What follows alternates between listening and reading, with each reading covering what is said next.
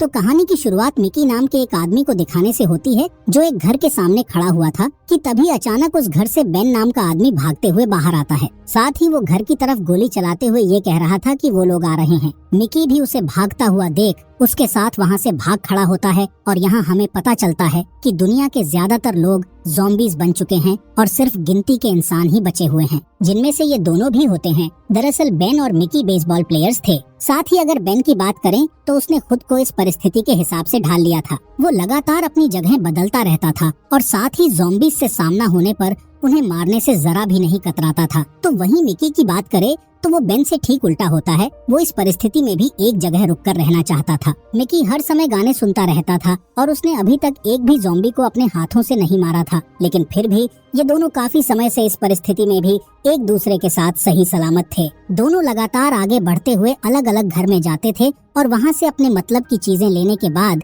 ये लोग इसी तरह अपना सफर जारी रखते हैं। इसके बाद इन दोनों को एक गाड़ी नजर आती है जिसके अंदर एक ज़ॉम्बी लड़की बैठी हुई थी। वो इन लोगों को देखकर इनकी तरफ बढ़ने लगती है, जिसे बेन बिना देरी किए मार देता है और फिर वो गाड़ी को स्टार्ट करके देखता है तो ये गाड़ी एकदम सही सलामत होती है, जिसे पाकर ये दोनों काफी खुश होते हैं क्योंकि काफी दिनों से ये लोग ऐसे ही पैदल चल रहे थे। यहाँ से मिकी के कहने पर दोनों उसकी गर्लफ्रेंड के घर जाते हैं जो शायद मर चुकी थी। मिकी उसके कमरे में जाकर अपनी गर्लफ्रेंड को काफी याद करता है। वो उसकी फोटोज देखकर उसके साथ बिताए हुए पलों को याद करते हुए फूट फूट कर रोने लगता है। तो वहीं दूसरी तरफ बेन इस घर में अपने काम की चीजें ढूंढ रहा होता है, जहाँ से उसे 2 वॉकी टॉकी, एक पेट्रोल कैन और एक चेयर मिलती है, जिन्हें वो संभाल कर अपने पास रख लेता है। इसके अलावा वहाँ इन्हें टूथपेस्ट भी मिल जाता है जिससे दोनों ब्रश करते हैं, क्योंकि काफी दिनों से इन्होंने ब्रश भी नहीं किया था। इसके बाद ये लोग कुछ वक्त इसी घर में गुजारने का फैसला करते हैं, जिस दौरान मिकी बेन से कहता है कि हम दोनों क्यों ना अब यहीं पर रुक जाएं। लेकिन बेन उसे मना करते हुए कहता है कि तुम्हें याद है ना कि कैसे हम दोनों एक ही घर के अंदर ज़ॉम्बीज़ की वजह से पूरे 3 महीने तक फंसे हुए थे,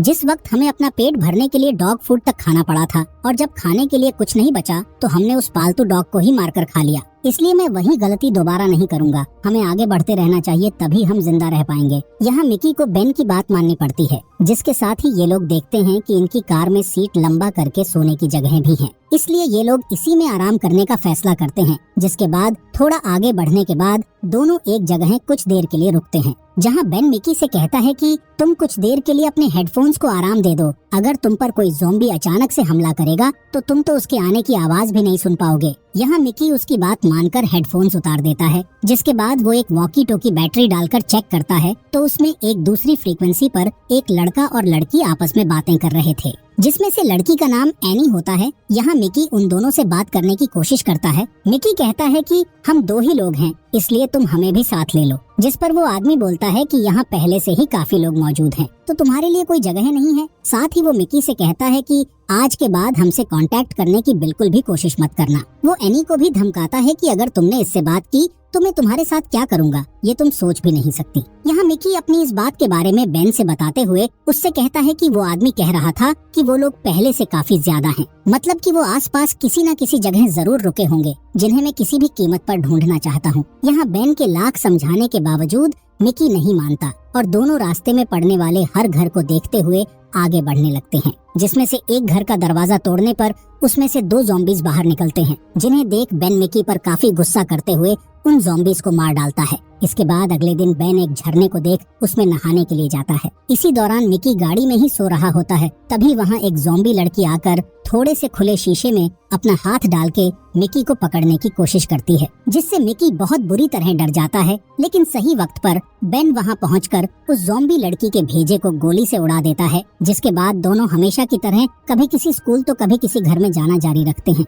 मगर इन्हें कहीं कुछ भी नहीं मिलता। हालांकि जल्दी ही ये लोग एक घर में पहुंचते हैं, जिसे देख मिकी इस बार बेन से जिद कर लेता है कि हमें आज रात यहीं रुकना चाहिए, और इस बार बेन भी उसकी बात मान लेता है। इसी दौरान मिकी एक बार फिर एनी से बात करने की कोशिश करता है। वो मिकी की आवाज सुनकर उससे कहती है कि मैं तुमसे बात नहीं कर सकती, क्योंकि अगर उन्हें पता चल गया तो वो मेरे साथ क्या करेंगे वो तुम सोच भी नहीं सकते, इसलिए प्लीज तुम मुझसे बात ना करो। दूसरी तरफ बेन गाने सुनते हुए अकेले ही काफी ज्यादा मजे कर रहा था। जिसके बाद वो बाहर जाता है तो वहाँ उसे एक ज़ॉम्बी दिखता है। उसे किसी ने पेड़ से बांधा हुआ था। बेन उस ज़ॉम्बी से पहले कुछ देर बातें करता है और जब उसका मन भर जाता है तो वो उस ज़ॉम्बी को ले जाकर मिकी के कमरे में छोड़ देता है। यहाँ बेन ने बाहर से दरवाजा पकड़ा हुआ था ताकि मिकी उसे खोलकर बाहर ना निकल पाए। यहाँ कुछ देर बाद जब बेन दरवाजा खोलकर देखता है तो वो अपने सामने मिकी को ज़ॉम्बी के खून में रंगा हुआ पाता है और उसे देख बेन हंसते हुए कहता है कि बधाई हो, तुमने आज अपना पहला ज़ॉम्बी का शिकार किया है। मतलब कि ये बेन का मजाक था, जिस पर मिकी एकदम से भड़क जाता है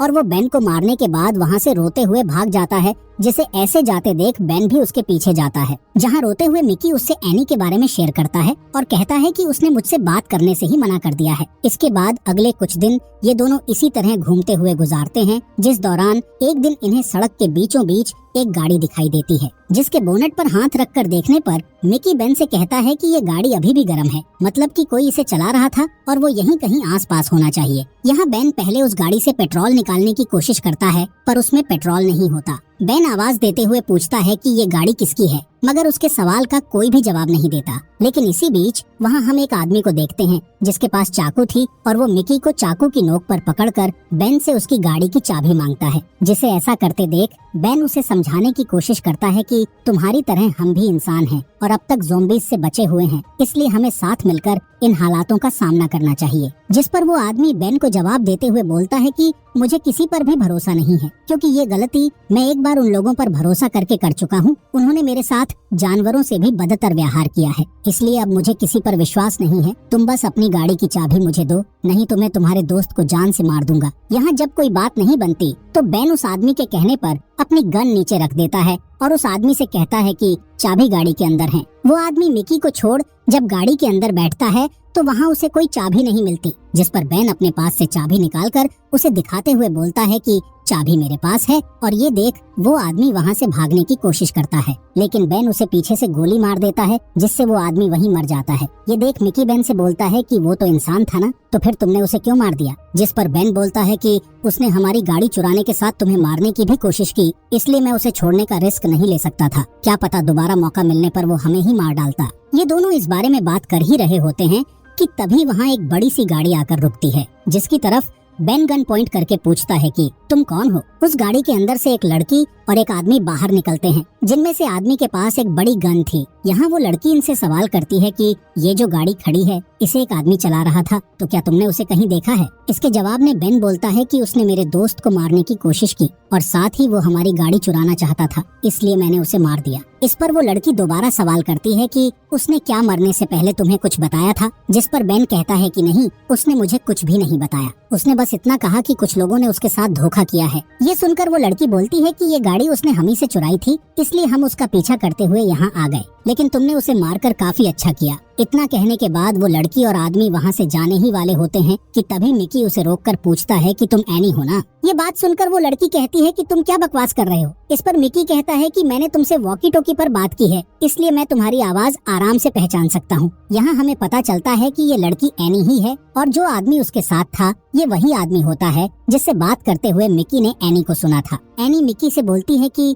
मैंने तुमको कितना समझाया था कि तुम मुझसे कांटेक्ट करने या मिलने की कोशिश मत करना, लेकिन तुम मेरी बात नहीं माने। यहाँ एनी तुरंत बेन के पैर पर गोली मार देती है और इसके बाद वो उसकी गाड़ी की चाबी लेकर वहीं झाड़ियों में फेंक देती है। एनी मिकी से कहती है कि मैं ये नहीं करना चाहती थी, लेकिन तुमने मुझे ये करने पर मजबूर किया है। इतना कहने के बाद वो उस आदमी के साथ गाड़ी में बैठकर वहाँ से चली जाती है। एनी के जाने के बाद मिकी कार की चाबी को ढूंढने की कोशिश करता है, पर अंधेरा होने तक उसे चाबी नहीं मिलती। साथ ही बेन के पैर में गोली लगी होने के कारण वो चल नहीं सकता था, इसलिए मिकी वहीं कार के अंदर रात गुजारने का फैसला करता है। यहाँ बेन मिकी से बार बार कह रहा होता है कि तुम मुझे यहीं छोड़कर चले जाओ, कम से कम तुम्हारी जान तो बचेगी। लेकिन मिकी कहता है कि मैं तुम्हारे बिना यहाँ से कहीं नहीं जाऊंगा, क्योंकि हम दोनों हमेशा की तरह इस परिस्थिति से निकलने का कोई ना कोई रास्ता जरूर निकाल लेंगे। दोनों उसी गाड़ी को अंदर से लॉक करके सोने की कोशिश कर ही रहे होते हैं कि तभी ढेर सारे ज़ॉम्बीज उन्हें आते हुए दिखाई देते हैं, जिन्हें देख मिकी बोलता है कि हमें जल्दी यहाँ से भागना होगा।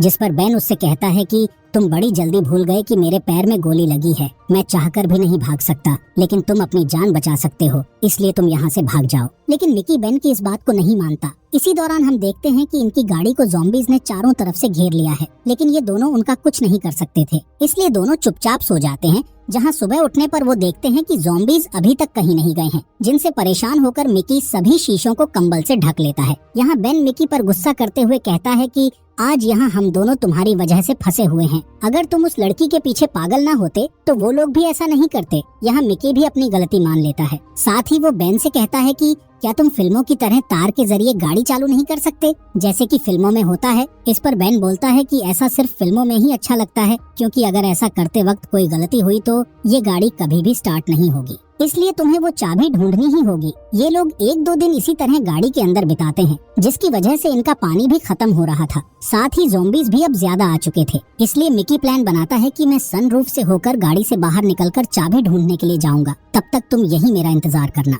बेन मिकी से कहता है कि अगर तुम्हें चाबी ना मिले तो तुम वक्त रहते यहाँ से निकल जाना, मेरे लिए वापस मत आना। इस पर मिकी बोलता है कि तुम्हारे अलावा मेरा कोई नहीं है, इसलिए मैं वापस जरूर आऊंगा। इतना कहकर वो बाहर चला जाता है। इस दौरान थोड़ी देर बाद ही बेन को अकेलापन महसूस होने लगता है। वो काफी परेशान था कि मिकी अभी तक वापस क्यों नहीं आया, लेकिन उसके इंतजार के अलावा वो और कुछ नहीं कर सकता था। काफी देर हो जाने पर यहाँ एक पल के लिए बेन को लगता है कि शायद मिकी उसे छोड़कर चला गया, लेकिन उसी दौरान बेन को मिकी की आवाज सुनाई देती है और बेन तुरंत सनरूफ को उसके लिए खोल देता है, जिसे वापस देख बेन काफी खुश होता है। बेन उससे पूछता है कि क्या तुम्हें चाबी मिल गई। इस पर मिकी रोते हुए उसे अपना हाथ दिखाता है, जिस पर ज़ॉम्बी के काटने का निशान था। ये देख बेन के पैरों के नीचे से मानो जमीन खिसक जाती है और वो अपनी गन मिकी पर पॉइंट करके उसे गाड़ी से बाहर निकलने के लिए बोलता है, मगर मिकी उससे बार बार एक ही बात बोलता है कि मेरी मदद करो। बेन यहाँ मिकी से कहता है कि मैं अपने दोस्त को ज़ॉम्बी में बदलते हुए नहीं देख सकता, इसलिए ना चाहते हुए भी मुझे तुमको मारना होगा।